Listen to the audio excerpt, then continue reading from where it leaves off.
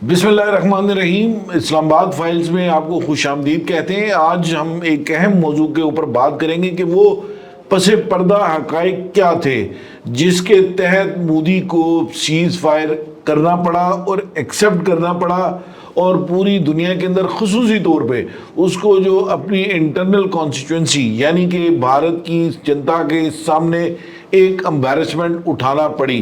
اس کے دو تین مختلف ایسپیکٹس ہیں۔ ایک پولیٹیکل ایسپیکٹ جس میں ہم ممتاز بھٹی صاحب سے بات کریں گے، اس کے ساتھ ساتھ اس کا جو فورن افیئرز لیول کے اوپر جو اس کا ایسپیکٹ ہے اس کے اوپر بھی ہم خالد محمود صاحب سے بات کریں گے، اور اس کے جو دیگر جو ملٹری لیول کے اوپر جو مختلف چیزیں اس وقت چل رہی تھیں، اور جس انداز سے پاکستان جو ہے وہ ایک پراپر افینس لانچ کر چکا تھا، اور اس کے نتیجے میں جو بھارت کی کیا صورتحال تھی اس کے اوپر ہم بات کریں گے فیصل رضا خان سے۔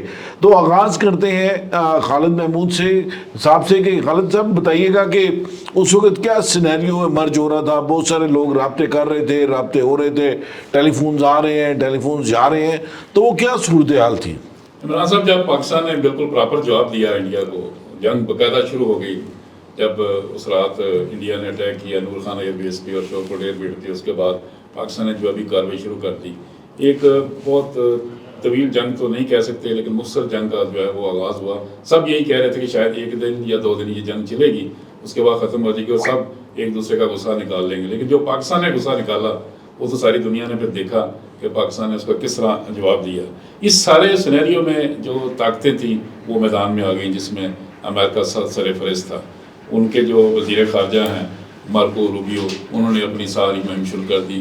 جے شنکر کو ٹیلی فون کیا، ہمارے آرمی چیف کو انہوں نے ٹیلی فون کیا، پھر اس کے بعد انہوں نے ساکھ کو فون کیا، پھر اس کے بعد پھر دوبارہ انہوں نے سعودی جو وزیر خارجہ ہیں فیصل، ان کو ٹیلی فون کیا۔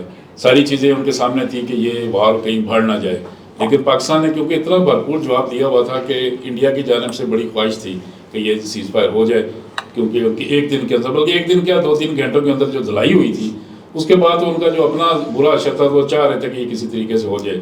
اس میں جو اہم کردار ہے وہ سعودی عرب کا ہے، امریکہ کا ہے، اس سے ایک ہمارے دوست ملک ترکی کا بھی ہے، کہ سب نے مل کر جو ہے اس میں اپنا کردار ادا کیا، اور ان کا یہ کہنا تھا کہ یہ جنگ کہیں دوسری طرف نہ چلی جائے۔ دوسرا یہ کہ ایک بہت بڑا تھریٹ شاید انڈیا نے فیل کر لیا، دنیا نے بھی فیل کر لیا، کیونکہ صبح ارلی ان دی مارننگ جو ہے پاکستان نے نیشنل کمانڈ اینڈ کنٹرول کا اجلاس طلب کر لیا تھا۔ وہ بڑا ایک تھریٹ تھا ساری دنیا کے لیے۔ اجلاس تو نہیں ہوا، لیکن پاکستان نے اس کو سمن کیا تھا، اس اجلاس کو۔ اس کے بعد جب وہ ساری دنیا دوڑی کہ یہ کہیں اور نہ کام خراب ہو جائے، لہٰذا اس کو رکوانے کے لیے، کول ڈاؤن کرنے کے لیے امریکہ نے اپنا کردار ادا کیا۔ ٹویٹ آ گیا، ڈونلڈ ٹرمپ نے خود مداخلت کی، اور انہوں نے ایکنالج کیا اپنے وزیر خارجہ کو کہ ان کی وجہ سے یہ سارے معاملات جو ہیں کول ڈاؤن ہوئے ہیں۔ اور پھر ان کا ایک ٹویٹ آ گیا، اور اس ٹویٹ میں بہت ساری چیزیں تھیں، مینی چیزیں تھیں۔ کشمیر کا ذکر تھا، انڈیا کا ذکر تھا، تجارت کا ذکر تھا، پھر دھمکی بھی تھی تجارت کی کہ میں تجارت بھی بند کر دوں گا اگر آپ سیز فائر نہیں کرتے۔ یہ ساری چیزیں سامنے جب آئیں تو اس کے بعد یہ سیز فائر ہوا، جس میں ہمارے دوست ممالک بھی بھرپور انہوں نے اس میں کردار ادا کیا، اور اب جو صورتحال ہے وہ اب تک اسی طرح ہی ہے کہ وہی سیز فائر ابھی تک کنٹینیو ہے۔ اب بالکل پاکستان نے اس حد تک رسپانس کیا کہ بھارت کی ایئر فورس جو ہے وہ فضا میں آنے کے قابل ہی نہیں رہی، اور اس کے علاوہ بہت زیادہ کمپلشنز جو ہیں وہ بھارت کی بڑھتی چلی گئیں کہ جب انٹرنیشنل کمیونٹی خصوصی طور پہ ترکی، سعودی عرب اور امریکہ نے انٹروین کرنا شروع کیا، اور جب انہوں نے پاکستان کو یقین دہانی کرائی کہ ٹھیک ہے بھارت کی طرف سے کسی قسم کی کوئی اگریشن نہیں ہوگی، تو اس کے بعد یہ سیز فائر والے معاملات آگے بڑھے۔ بھٹی صاحب، کیا انوائرمنٹ تھا بھارت کے اندر، کیا انوائرمنٹ تھا، اور اس کے علاوہ انٹرنیشنلی کیا انوائرمنٹ تھا؟ کون سی کمپلشنز جو ہے وہ بڑھتی چلی گئی نریندر مودی کی؟ کیا آپ سمجھتے ہیں کہ نریندر مودی بالکل دیوار سے لگ چکے تھا اس وقت؟ دیکھیں، پہلی بات یہ کہ وہ عوامل کون سے تھے جن میں یہ ملٹری کانفلکٹ ہوا؟ تو اس کے بہت ساری انویسٹمنٹ ہوئی تھی بی جے پی کی، اور تیسری اس کی ٹرم ہے، آخری ٹرم ہے، 76 ایئرز کے آلموسٹ اس کی عمر ہو چکی ہے مودی کی، اور معیشت کو انہوں نے بڑا پوری دنیا میں اگر آپ ان کی رفتار کا اندازہ لگائیں تو وہ میرے خیال نمبر 1 رہی ہے، اوپر جانے کی جو گروتھ اوپر گئی ہے۔ مگر بجائے اس کے کہ یہ جو ثمرات تھے معاشی ترقی کے وہ ٹرانسلیٹ کیے جاتے گڈ گورننس کے تحت نیچے اپنے لوگوں تک، اور ان کو مطمئن کیا جاتا، ان کے معیار زندگی بدلا جاتا، تو بی جے پی کا چونکہ ایک ان کا ان پرنسپل ایک تھیوری ہے، ایجنڈا ہے کہ جی پاکستان کو سبق سکھانا ہے، بلکہ شنکر تو یہاں تک اسٹیٹمنٹ، آخری اسٹیٹمنٹ اگر آپ اس کی ویڈیو کلپ دیکھیں تو وہ کہہ رہا ہے کہ پاکستان ہمارا ایسا ہے تو ہم واپس لیں گے. تو یہ کیمپین ایک لانچ کی گئی پاکستان پر حملہ کرنے سے پہلے. وہاں پہ جو مغل بادشاہ ہیں ان کے جو مزار ہیں ان کو کہا گیا جی کہ اوقاف کی زمینیں ہیں واپس لی جائیں گی. پہلے بابری مسجد والا تو وہ کر ہی چکے ہوئے تھے. تو یہ ایک ماحول بنایا گیا کہ اب پاکستان ظاہر ہمیں تو بالکل اباؤ بورڈ نظر آ رہا تھا کہ پاکستان کے خلاف کوئی نہ کوئی کارروائی کرنے جائیں گے. اب جب کارروائی کے اندر آئے تو پھر جو وار میٹرکس ہوتی ہیں وہ بڑی ڈیفرنٹ ہوتی ہیں. اس میں جو آپ کی پری کیلکولیشنز ہوتی ہیں، جیسے 2019 سے جب انہوں نے پاکستان کو ٹیسٹر لگایا تھا تو اس کے بعد سے وہ مسلسل ڈیفینس پرچیزز کر رہے تھے، اور دنیا بھر میں اگر آپ دیکھیں تو سب سے زیادہ ڈیفینس پرچیزز آپ کو انڈیا کی نظر آتی ہیں. جدید اسلحہ لیا، رافیل لیے، فلام پوری دنیا میں انہوں نے پوری تیاری کر لی ہوئی تھی. اس کے بعد جب کانفلکٹ کے اندر آتے ہیں، ملٹری کانفلکٹ کے اندر، تو پاکستان کی جو پالیسی رہی ہے ہمیشہ سے، دونوں کی الگ الگ پالیسی ہے. انڈیا کی پالیسی یہ تھی کہ اس جنگ کو پرولونگ کیا جائے، اسٹینڈ آف جو ہے اس کو لمبا کیا جائے. پاکستان کی معیشت اس وقت اس پوزیشن میں نہیں ہے تو لمبی جنگ پاکستان نہیں لڑ سکتا. انہوں نے کہنا شروع کر دیا کہ یہ 96 گھنٹے سے پہلے، یہ ان کی آفیشیل اسٹیٹمنٹ ہے کہ 96 گھنٹے سے زیادہ نہیں، 4 دن نکال سکتی پاکستانی فوج، اس سے زیادہ نہیں. ہماری جو پالیسی ہے وہ کوئٹ کو پرو پلس جو مار کٹ کے نکل آؤ، ہم تو شروع سے اسی کے قائل ہیں. اور اس دفعہ بھی اگرچہ یہ اب آئندہ نہیں چلے گی، ہماری ملٹری کی جو کہہ لیں ٹاپ لیڈرشپ ہے اس کو اب یہ بات سمجھنے کی ضرورت ہے کہ یہ جو کوئٹ کو پرو پلس ہے، اب اس سے پاکستان کی عوام بھی مطمئن نہیں ہوتی. وہ کہتے ہیں ایک ہی دفعہ سبق. اس دفعہ لوگوں کے اندر یہ خوش ضرور ہیں مگر ایک ایگریشن ہے کہ یار ہم نے جب ان کے زمینی علاقے بھی چھین لیے، جب ان کی ایئر فورس کو ہم نے بالکل لٹا دیا، تو اس کے بعد کس چکر میں ہم نے، تو انٹرنیشنل پریشر اتنا بلڈ ہو گیا دونوں ملکوں کے اوپر.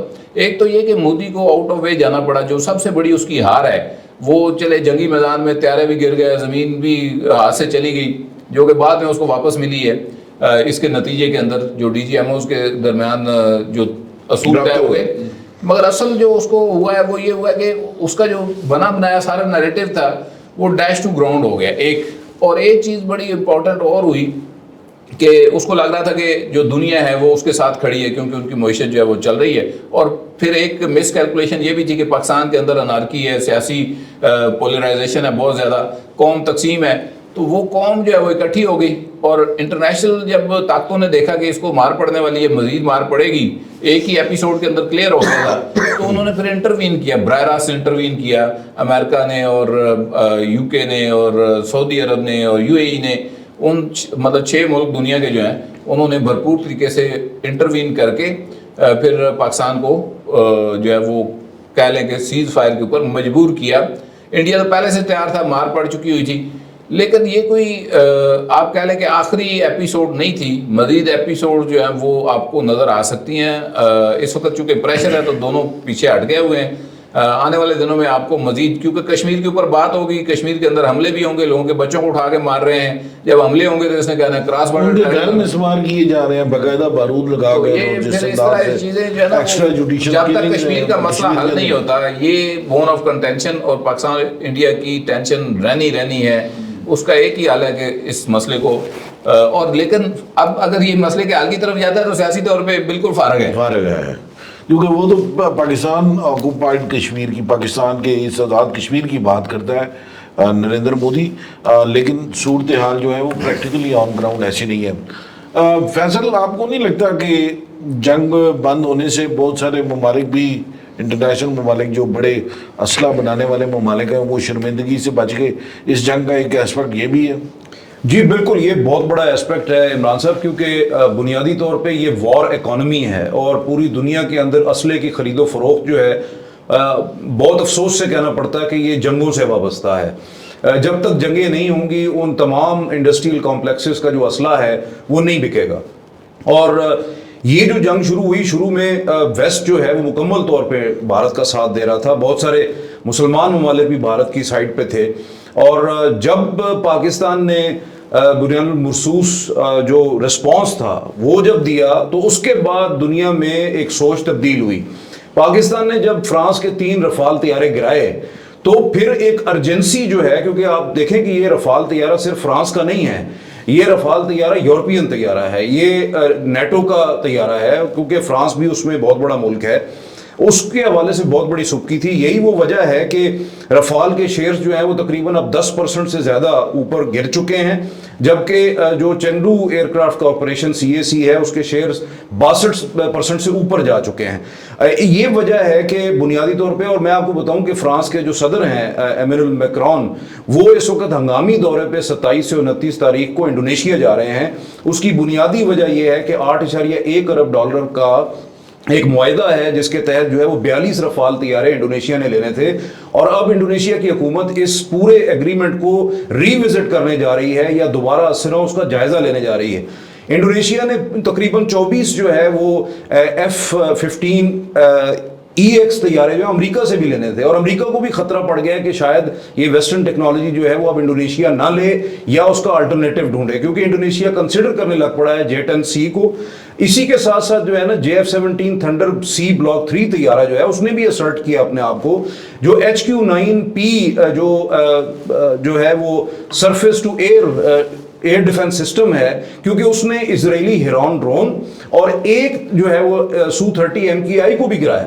تو اب یہ ساری صورتحال جو ہے اس کے بعد نہ صرف اسرائیلی ٹیکنالوجی, فرانسیسی ٹیکنالوجی, رشین ٹیکنالوجی وہ کوسچن میں آ گئی ہے, اور یہ چائنیز ورسز ویسٹرن ٹیکنالوجی, خاص طور پہ چائنا کی جو جتنی ٹیکنالوجی ہے وہ قیمت کے لحاظ سے اوپر جا رہی ہے, جبکہ ویسٹرن ٹیکنالوجی کی ایک قسم کی جو ہے وہ نزا کی حالت ہے. تو اس ساری صورتحال میں جو ویسٹرن لیڈر تھے ان کا یہ کنسرن تھا کہ جتنا جلدی ہو سکے اس جنگ کو روکا جائے, ورنہ جو ویسٹرن انڈسٹریل کمپلیکس ہے اس کو بلینز آف ڈالرز کا نقصان ہوگا, کیونکہ بہت سے ٹریلینز آف ڈالرز کے جو ایگریمنٹس ہیں وہ آلریڈی ہوئے ہیں, اور اس جنگ کے نتیجے میں نقصانات کا اندیشہ زیادہ ہے. تو ایسی صورتحال میں, اور پھر جو ترکیے کی جو ٹیکنالوجی ہے وہ بھی اسرٹ ہوئی ہے ڈرون کے حوالے سے. اب اسرائیلی ڈرون جو ہیراپ ہوں یا ہیرون ہوں, ان کے مقابلے میں جو معاہدے ہوئے تھے, اب لوگ ترکی کی طرف مختلف ممالک رخ کر رہے ہیں کہ اس کے اکنجی, اس کے TB2 TB3 ڈرونز جو ہیں ان کو حاصل کیا جائے, کیونکہ